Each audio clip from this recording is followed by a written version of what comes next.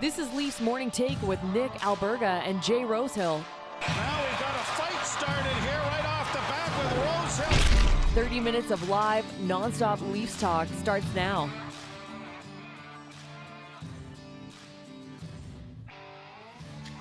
Kyle Dubas messing around. There's no doubt about that. Presented by PointsBet Canada. It's the Tuesday edition of Leafs Morning Take. Nick Alberga and the returning Jay Rosehill. What's up, Rosie? What's happening, my guy? Yeah, lots going on in Leafs land. I'm excited to get going.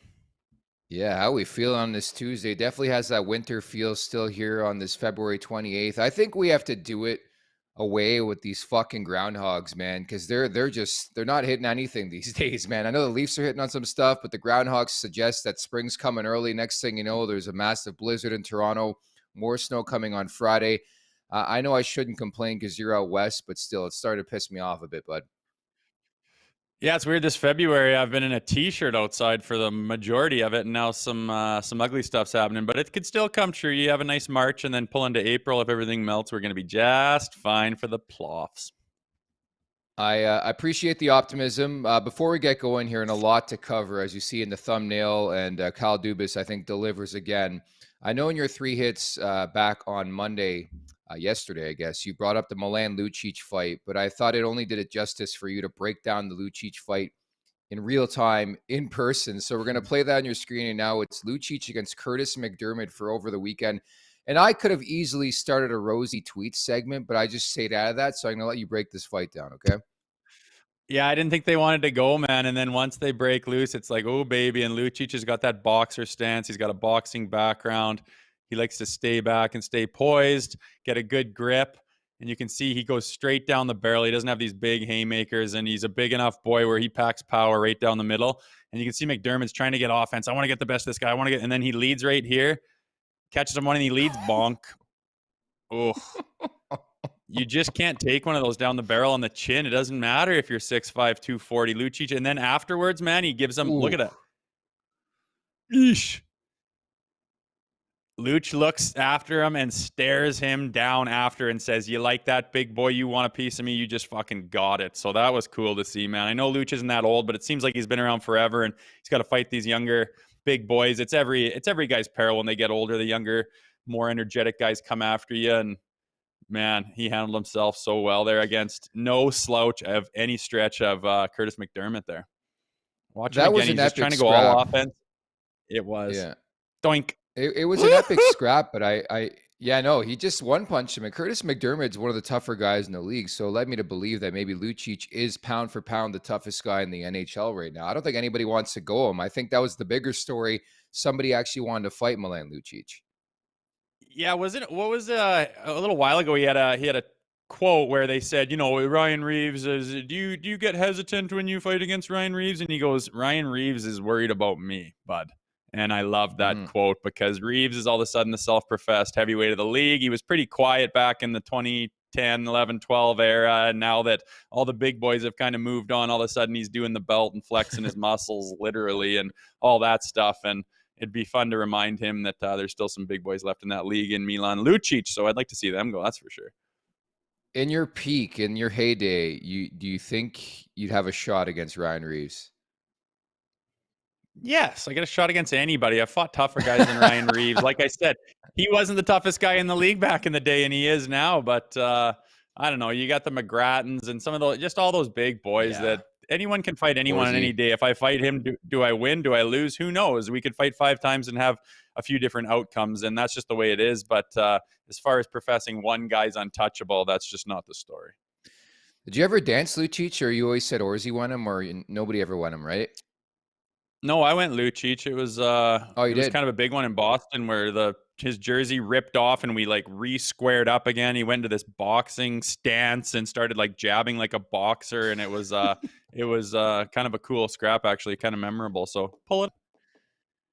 Yeah, we should. I didn't realize that you fought him. I thought you had said a couple shows back that you never won him. But what goes through a player's mind? Like you obviously had the background. You had scrapped quite a bit in your career. But when you're going against Milan Lucic, man, like just you look at the dude and he's imposing. Then you look at the team he was on. It's imposing. It's scary. Not scary, but it's like there's a bit of anxiousness, no?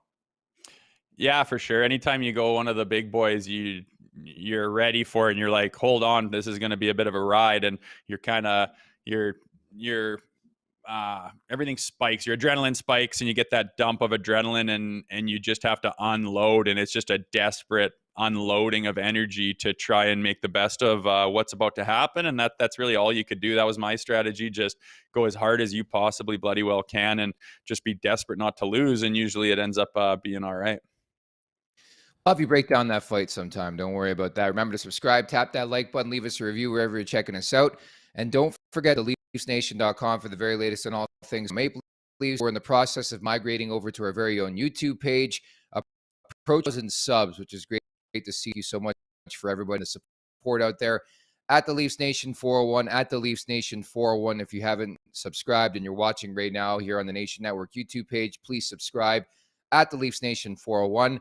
Thoughts, comments, questions, or concerns, drop us a line in the chat down below here on YouTube, and we'll get to it a bit later on in the show. But for now, let's get over the boards.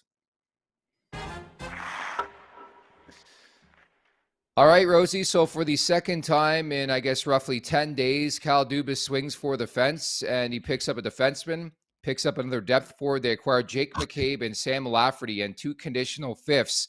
As you see the tweet out there. Forgot an S. Turned out the Leafs got even.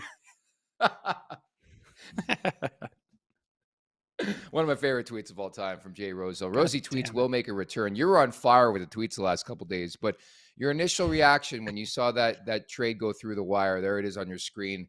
What'd you think? I was happy to see, inserting a defenseman in there, a guy that had been talked about for a few months for sure, a guy with some background to him, with some ability to him. I think our back end definitely got better.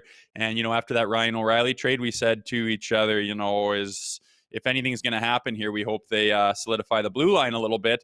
And they did. And again, you give up some picks and stuff like that. But I mean, look at what the Tampa Bay Lightning just did. They just absolutely unloaded the future draft picks for a grinder, essentially.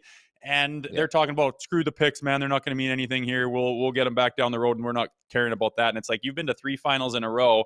You're going to start to think about, how can we continue doing that? It's probably not unloading all your draft picks, but they seem to put the hammer down. And I was happy to see Jake McCabe, and you throw in Sam Lafferty as well, and another bit of a blockbuster. And to be honest, I think there's even room to shuffle around some contracts and some money, and maybe just throw one more defenseman in there, and I'd be drooling over the roster. Eventually, I do think, to your point about Tampa, it's going to catch up to them. But what the Lightning like doing, and it's something we've seen the last couple of years, especially under Julian Breezeball, they like paying for cap certainty. And I think it's exactly what's happened here with Kyle Dubas.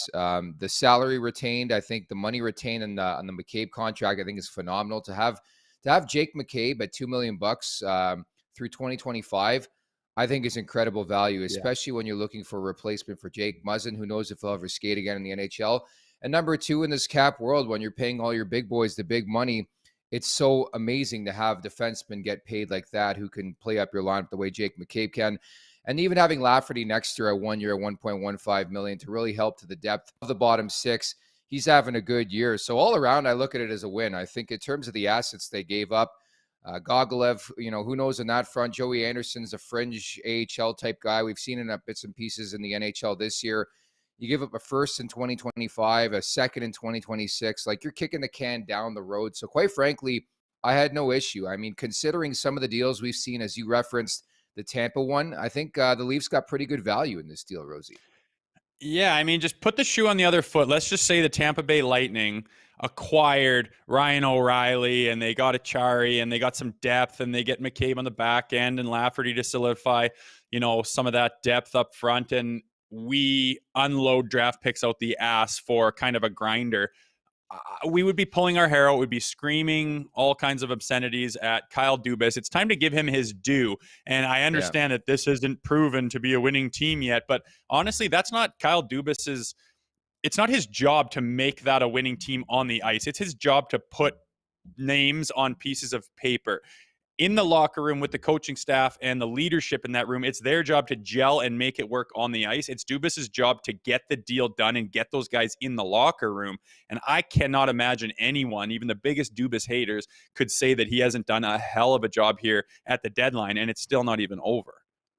Yeah, bottom line, he's put this team in a position to win, not only around, but to win the Stanley Cup. So let me ask you this: assuming Kyle Dubas would like to return, assuming the Leafs would like to have him back, is it time to give him a contract extension? Like I do fully agree with you. In the past, I haven't agreed with everything he's done, but I think on paper, I mean, there's not much more you can do. You picked up Ryan O'Reilly, wins the Conn Smythe Trophy. Nola Chari's having a great year. Jake McCabe's going to add to the depth in the back end.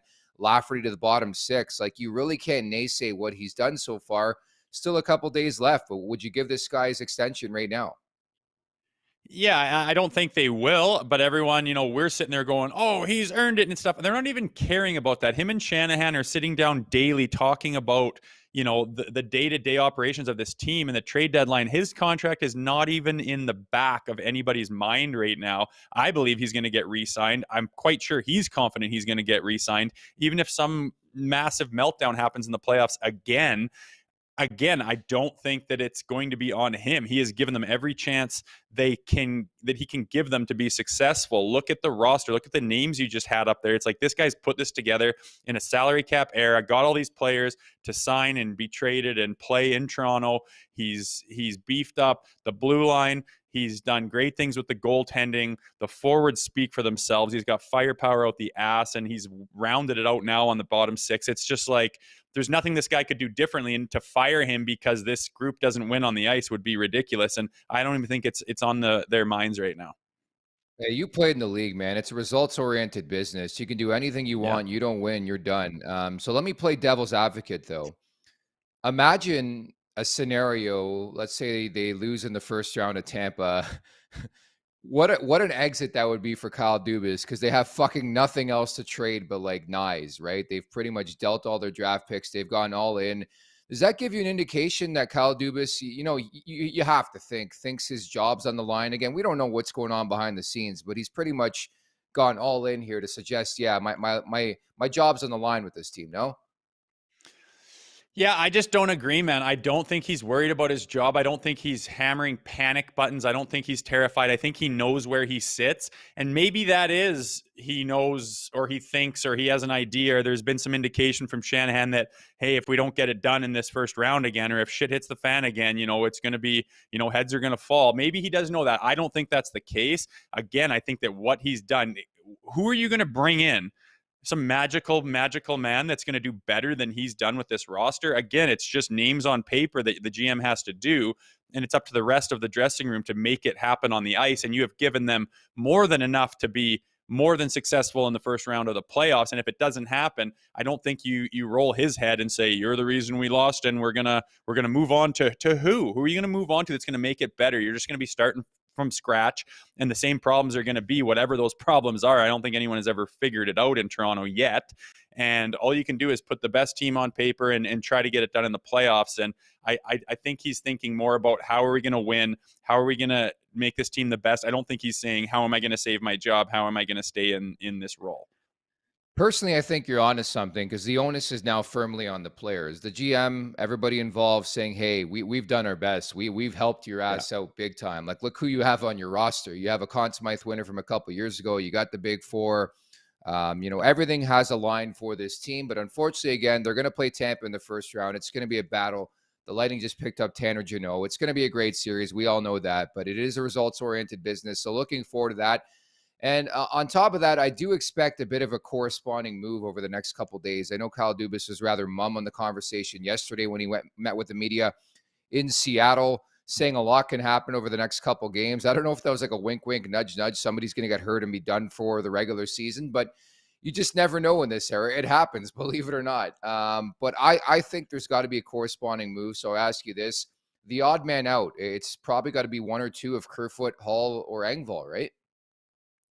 Yeah, and to me, I would just like to see Hall kind of bounce down the road. Nothing against him, nothing personal. He's a good NHL player, better than I was. I'm not saying any of that stuff, but just I feel like when he's a deciding factor in a game, it's because of a negative thing. He is rarely, if ever, a deciding factor or a big implement in a game where he's making a difference towards the positive. It's usually he's like a placement holder almost. He moves the puck here and there.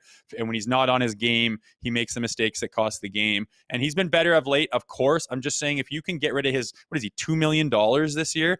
If you can shove that off, which they have to do anyway, just to activate Murray, give someone that could use him on a different roster, under different circumstances, different pressure, different market, and develop him up and see what he can become. Someone could use him, get a draft pick back for him, free up $2 million, and then now you have another space for, maybe a Luke Shin or another defenseman. I would just like to see them beef up this defense one more man and one more spot, and then I'm just licking my lips for the playoffs because I think they have done literally all they possibly could. I didn't think they could do this much at the trade deadline, and they've already done so much. Now I'm saying, well, shit, sky's the limit. Try to get another thing done, and we know we got to move somebody out, but if not, I agree. It's going to be a Kerfoot or an Engvall or something like that. They make enough money where they could justify moving them out to free up some space.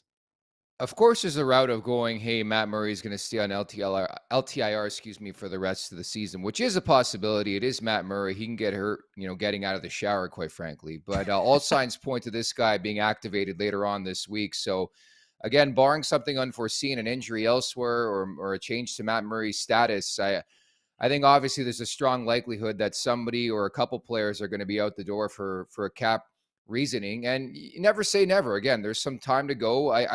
Again, I do agree with you. You can never have enough depth come the Stanley Cup playoffs. And I think to that point, and I believe Kerwin made a great point in the chat here, that Mark Giordano, man, the guy's like 39. He's been playing some epic minutes and prefers that and all that. But I think you have to do your best to start, channeling some of these guys in anticipation for that opening round against Tampa, in anticipation of a longer run in the Stanley Cup playoffs. They have to start thinking about stuff like that. And again, I don't think you can have enough depth on the back end, right? No, you can't. And when you look at the Stanley Cup winners, man, it is depth on defense and it's goaltending. That's what wins it. And I know that hasn't been the Leafs' problem necessarily. I think, like you've mentioned it before, a lot of people think that they're not good enough on D and they're not good enough at goaltender position, and that is true to a degree. But when you look at the playoffs and look at the games and look at the series is that they have lost, it's been because they haven't been able to score that goal that they need to, and they're losing 3-2 and they can only muster 2 goals in 60 minutes. It's just not cutting it. And when they get down and have a bad break or a bad penalty kill and they get down, it's like, okay, a good team's going to come back and they're going to find a way to score in that last 7 minutes of the third, and they just don't fucking do it. So that has been their problem. And obviously you look at their forwards, that you should have addressed that. I mean, they're just loaded. Yeah. And again, to win the Stanley Cup, you need the back end and the goaltenders to be rock solid, which I think they have definitely improved from last year. And I don't believe that Tampa is a better team than last year. So all signs point to this being a good matchup for the Toronto Maple Leafs. As tough as a series as it will be, I believe they will be favored and they should win this series. They're nearly a Samsonov injury away from the season being lost. So I'll just say that, man. I got no faith in Matt Murray, but I was laughing yesterday, man. Like Nick Richard, who I had on the show a couple of weeks ago, does great prospect work over at the LeafsNation.com, put out a poll. If you had to send one, would it be Engvall or Kerfoot? I was stunned to see this poll like split down the center, man. It was like 51-49 in favor of keeping Kerfoot. So I'll ask you this question. Kerfoot or Engvall? I know where the answer is going to be and what it's going to be, man. There is no wrong. Well, there is a wrong answer, and it's clearly number 47. I like Kerfoot more than I like Engvall, just from a fan of the team standpoint. But when it comes down to production, I think Engvall is just better. He produces more. He's been scoring lately, and Kerfoot has kind of been non-existent. I know he's been bumped down to the depth chart. He's been put on that fourth line. He's not getting the minutes, and you could sit there and go, how am I supposed to produce with that? But Engvall does seem to get the job done a little more, but he does bother me more that he's got that big body and he just refuses to use it. And I'm like, buddy, I would just get that guy in a room and say, listen, I don't care. I don't care what you like to do. I need you to finish your freaking hits out there and to bang. You got a huge body, and we need some of that. If you look at the hits that this team has compared to other teams, it's like non-existent. It's like single and double digits. And then the three guys we've brought on here recently have got hundreds and hundreds of hits. So we've upgraded in that. But in the playoffs, when it's a war and it's a grind, I think a guy like that needs to bang the body. But unfortunately, I think he's more valuable than Kerfoot right now. That's a good breakdown, man. Again, I agree with you. Kerfoot's obviously the better player, but I think you look at deployment in the lineup, he's not playing in the top six, especially now with Ryan O'Reilly in the mix. Who's the better bottom six plug? And I think the edge goes to Engvall, believe it or not. I'm with you. Like, I wish he could be a bit more physical for that frame. He plays like a guy who is 5'8", who I play, in EASHL and in NHL 23. Like, it's just, you need that combination of speed and toughness and not even grip, just a guy who's going to throw his body around a bit. And I think to that point, obviously there's a bit more purpose with like an Engvall in the bottom six. So I'm very curious to see who's in, who's out over the next couple of days. There has to be, in my world, at least a corresponding move for this team. So let's set up the schedule for the remainder of the week into Western Canada, your neck of the woods, at the Oilers tomorrow, at Calgary on Thursday, at Vancouver on Saturday. As a Leaf, what's it like to play in that swing? It's nice. Sometimes it's like a welcome change to get out west and get on the road.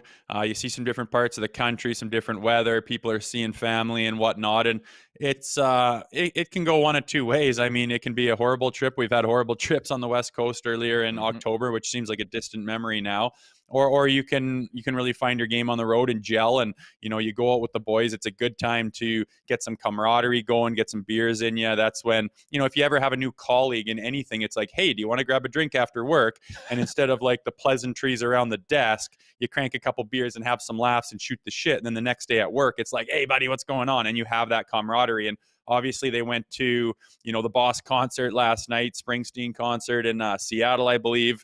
I don't imagine there's too much to do in Edmonton, and it'll be a short trip, most likely in Calgary. But it's just nice to get on the road, see some different things, see some different barns. And, there's a lot of fans of the Maple Leafs out here too, so they'll get to kind of experience that. I know tickets are through the roof. It's all going to be sold out. Everyone loves it when the Leafs come to town. Yeah, I was laughing that they had the opportunity to get into Edmonton early. Of course, their last game was back on Sunday in Seattle, and they're like, nah, we're good. We're going to stay in Seattle. No, we're going to check out Climate Pledge Arena. Of the two options, I would say Seattle's probably the better, having not been to either city, by the way. But I thought that was interesting, and I'm fired up for tomorrow's game, Thursday's game, especially tomorrow. Any chance, any opportunity you get to see Matthews go against McDavid in the season he's putting together, got his 50th goal last night. They were close against Boston, but no cigar in that game. Like, it's going to be a lot of fun coming up tomorrow night in Edmonton, Rosie. Yeah, it's going to be a nice little back-to-back for sure. Something that the Boston Bruins are doing right now. And it'll be interesting to see them test themselves against those teams, not teams we see very often. But again, as they start to get towards, trying to stranglehold that home ice advantage, these points are very important. And I imagine that they'll be stressing that here this week. The wrap-up is brought to you by our friends at PointsBet Canada. Take the floor, good sir.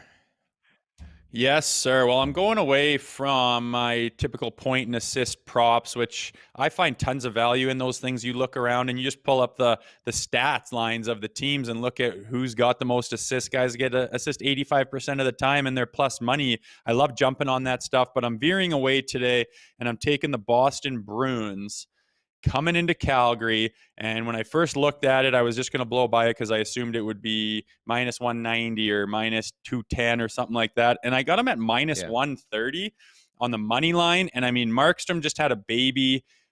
Some people could think, oh, that'll spark him and he'll be rejuvenated and have perspective, and maybe, but he's probably just going to be tired as shit and have an absolute whirlwind of emotion and have more important things on his mind than a hockey game where he's struggling this season. It's probably not his sanctuary by any means, if he even plays, which he very well may not. So I just think with the Bruins being on a 7-game heater right now, the Flames just continually seem to drop games and not have it. And there's frustration setting in and coaching, questionability, and their stars aren't getting it done and their goaltending's fell off the map. So I got the Bruins at minus 130. And to be honest with you, I'm even sprinkling a little bit on the puck line, minus 1.5, looking for that empty netter at plus 190. Like, I don't know where I must be missing It's good something value. with the value here, Yeah. but it's just too good to be true for a Bruins team against the struggling Flames team. I got them all day. No, I think it just shows you the market believes in Calgary for some reason. Like, I think if there's the reason why you're seeing that number with Boston, it's the back-to-back. But don't forget, like, the Vezina winner, Linus Ullmark's going to play in that game. Swayman played last night. Boston's an absolute wagon, so I think there's significant value in that. I just think the market's always waiting for Calgary to go on a run. Let's not forget, going into the season, a lot of people picked the Calgary Flames to win the Stanley Cup, so we all think they're going to go on a run, but it's just not happening. And the goaltending has been downright atrocious, whether it's been Markstrom. Vladar has been better, but from a betting point of view, I just have no faith in Calgary, so I'm pretty much fading them down the stretch here.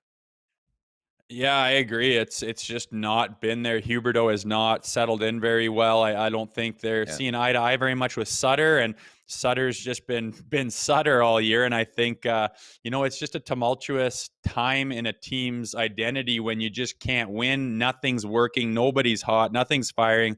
Talking about firing coaches. Everything's just negative, and it's just a bad space to be in. And it's easy for guys just to go on their own and split apart as opposed to come together. Not saying they're going to do that, but just very difficult. And then you have the Boston Bruins coming down the QE2 there to meet them after taking care of Edmonton last night. I just don't see the value in that. And this Bruins team's on a heater, like I said. I don't put any stock into the back-to-back. I don't know why everyone just goes crazy about, oh, wow, let's change the line like crazy. They're on a back-to-back. Oh, do you know what good a fucking shape they're in? Do you know where they're sleeping? Do you know what kind of food they have in their body? Do you know what kind of massage therapists and physiotherapists and people taking care of their bodies and their rehydration? Guys get IVs if they want. They just got to drive down the highway to Calgary. Like, settle down. These guys are in the top shape of their life, prime athletes. Look at other sports, how much they play, like the World Cup, and how it just doesn't matter, man. I just don't think that's a big deal at all. When you play more games in a week stretch, I think you can more likely to get in a groove more than anything. You think these guys are tired? Oh my gosh, I can't play today. I played 24 hours ago. Get serious. I don't take that to any account at all. Yeah, I think it's a tired narrative, man. I've been talking about this for like 10 years. I don't know who put all this weight in a back-to-back, but it's a much different league than guys hacking darts back 15, 20 years ago in the National League. But nonetheless, quick look at the chat before we wrap here. Kerwin writes in, time to give Gio some rest nights. Tim agrees with him. I agree. Bring down his ice time a bit, then come playoffs, he is good to go. TML writes in, which roster players will be gone on Friday? We talked about this in segment 2. Hall, Kerfoot, Engvall with the question mark. Yeah, 2 of those 3 I could see in a deal. Just never say never with Kyle Dubas. Seems to think outside the box, so we'll see on that front. Sean writing in from Timmins, Ontario. What's up, Sean? Tim also writing, it's Giants slaying year. Tampa first round, Boston second round, Carolina third round. Bye-bye, Zamboni goalie. Yeah, what's with that, by the way? Like, David Ayres is still living off that Zamboni game, man. Like, I laugh. Every time Carolina throws something, this guy's always there, man. Like, go back to your job. I know, it's kind of weird. It's like it's happened in other situations, happened in Toronto, and it's like they just live and die by that. I guess there's just not much to talk about, but there should be because they're such a good team in the East this year. But kind of weird. But going back to the roster thing, I mean, keep in mind Kerfoot makes $1.25 million more than Engvall, so maybe that could weigh the decision as well, as far as, you know, when you got that cap crunch in time. I mean, bringing in a guy like Luke Schenn, $900,000 could make the difference between which guy you're keeping and whatnot. So that plays into effect too. We'll see, man. It's going to be interesting. I'm very, very happy with the trade deadline so far and all the action that's happened. It gives us lots to talk about and lots to be excited for, especially this week. This is a good one. Your boy Owen Poser. Bro on the left looks like Kadri. It's funny he brings that up, man. And we see that in the screen right there because when I was at All-Star Weekend in Florida a couple weeks back, I was flying home back to Toronto, and like this kid and his dad came up to me. They're like, "Are you a National Leaguer?" I was like, "I wish." No, I'm just like, I told them what I did. And the one's like, "Oh, we thought you were Nazem Kadri." I should have rolled with it. You know, we have a lot of similarities. I went to school in London, covered Kadri when he was a London Knight. So I should have just went with it, right? You Yeah, could, man. Like, when I met you in person, I was surprised that you were like 6'3". You could wheel around and act yeah, like you're a national leaguer. For another time, I got a I do story of two already. buddies of mine coming to visit me in Philadelphia and pretended they were two guys on the Tampa Bay Lightning. It was a mockery of a night. So I'll have to tell that story next time. Yeah, please do that. I do walk around like I'm National League anyways, but I could only wonder if I was actually in the show how I'd be. My ego's already here. Imagine if that was the case. Sean writes in, would love JVR on the second line. I just don't know if that's going to happen. There's not much cap space remaining. And Owen Poser goes on. He's really giving it to Leafs fans. Bro, Leafs fans show support. Us Oilers fans are always talking in the chat. There's hardly any activity in this chat. We'll hold you to that, Owen, and we'll hold you to that game coming up tomorrow night against the Oilers. Appreciate you stopping by. Brainwash writes in, Sider from the Red Wings. I just don't see that happening. They're not trading that guy. And Sean Seal, writing in, McCabe wearing Ian Turnbull's number 2. So looking forward to tomorrow night, Rosie, and looking forward to tomorrow's show. We're going to tee up the Leafs and Oilers, and assuming that Jake McCabe and Sam Lafferty are going to make their Leafs debuts tomorrow. Yeah, that'll be good. I'm excited for it. And in my opinion, that is Luke Schen's number 2. There might be a scrap over it here in the next week. Ooh. Pardon? I don't know. Luke, you might have to buy somebody a really, watch. Maybe if the price changes, I can see it, man. But like, I don't know how quick Vancouver's going to be like, you know what? We'll take Justin Hall in a deal. We'll take Kerfoot in a deal. Because I was poking around yesterday. I said, you know, what's the likelihood to some people who are tied in? What's the likelihood that maybe Vancouver gets in on Kerfoot? Maybe they include Shen. But having said that, you know, Shen was supposed to be moved like 2 weeks ago and it's still going down. So maybe the market has dropped. Although I do think things are going to pick up when it comes to depth defensemen, obviously in the next couple of days. So we'll wait and see on that front. Excellent stuff today, Rosie. Yeah, right on. A good week ahead of us. So stay tuned. We got lots coming, and I imagine there's going to be some more fireworks. So many thanks to producer Alex, and that's Jay Rosehill. I'm Nick Alberga. Thanks so much for listening and watching. We'll talk tomorrow. Take care.